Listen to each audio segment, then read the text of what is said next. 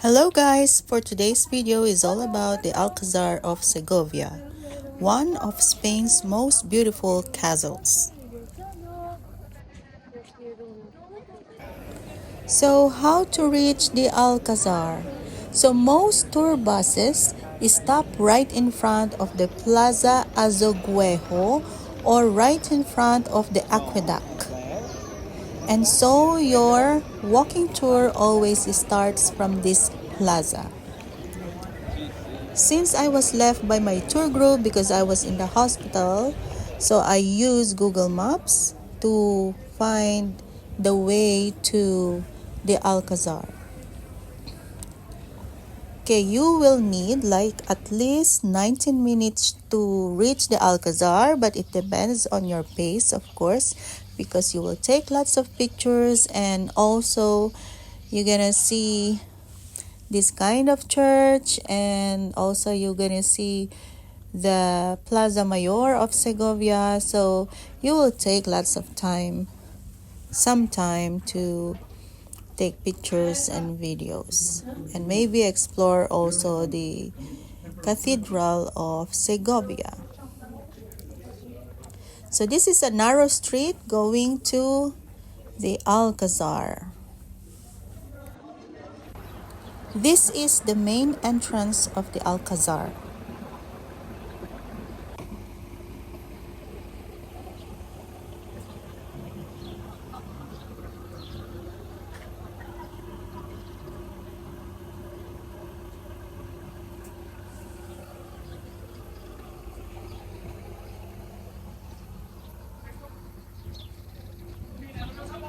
It is free to explore the grounds in front of the Alcazar. But if you want to explore inside, you have to pay 8 euros for the palace, 5.50 euros for the museum, and Tower of One is 2.50 euros.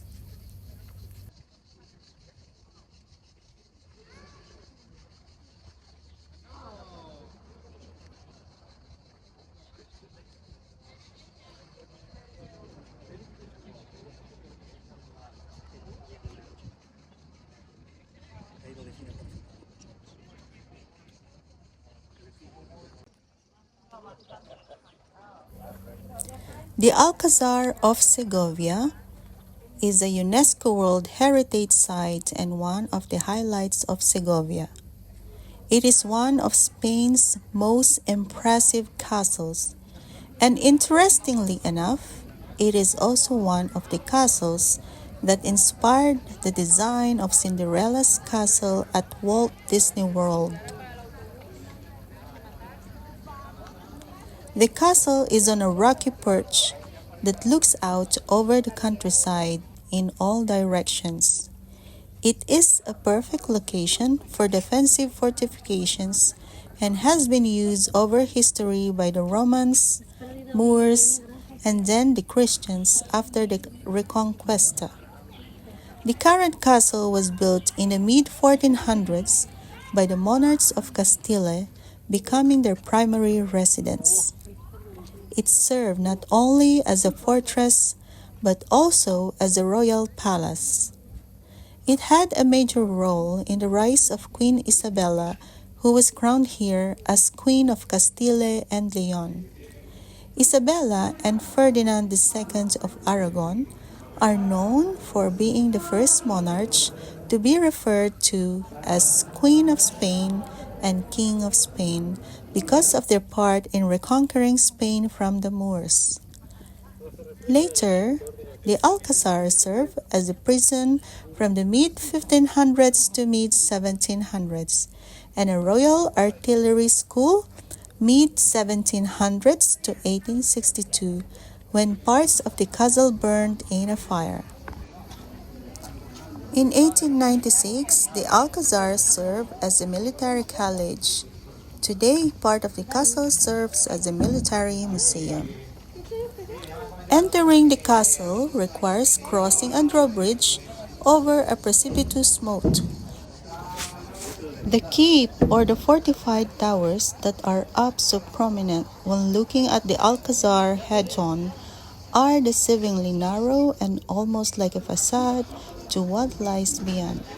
When you step through into the castle, you end up in a large courtyard and looking back at the keep.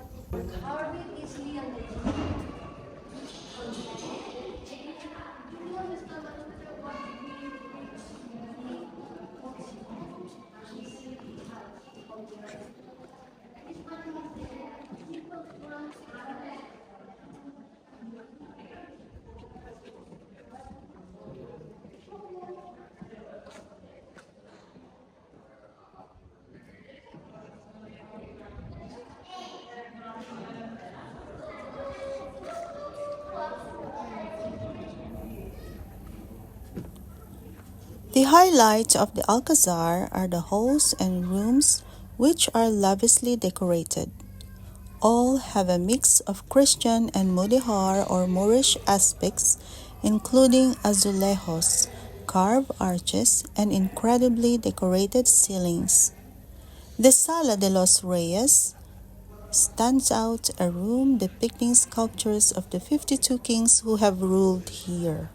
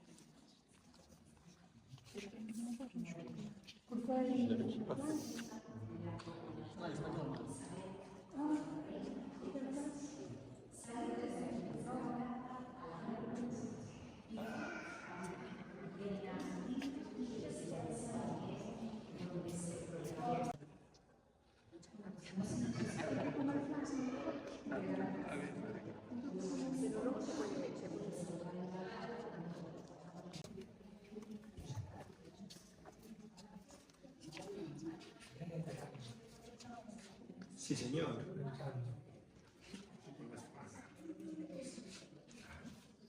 Y ese era el hueso que estuvo aquí.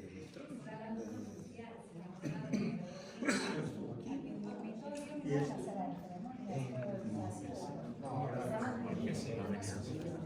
¿Qué ocurre? Que toda esa zona de arriba está ocupada desde el año 1898 por el Archivo Histórico Militar de España. Tenemos el edificio compartido. Por eso, cuando lo restauraron, y las camas eran como grandes. Es original todo el museo, es de Enrique IV, no sé si van a saber, ya estaban las sillas de terciopelo, estaban las cortinas de su pero claro, ahora estamos muy bien porque hace calor, pero siempre hace más frío, que Segovia es una.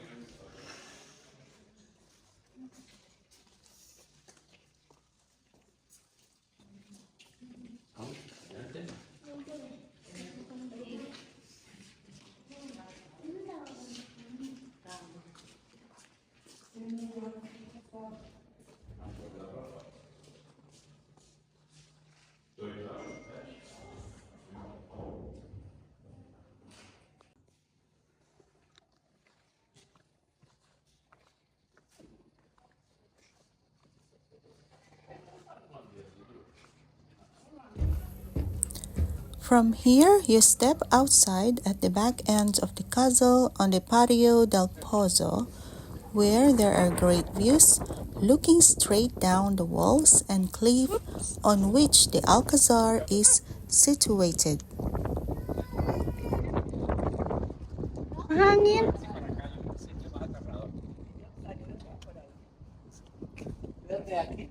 Ustedes salieron de por acá.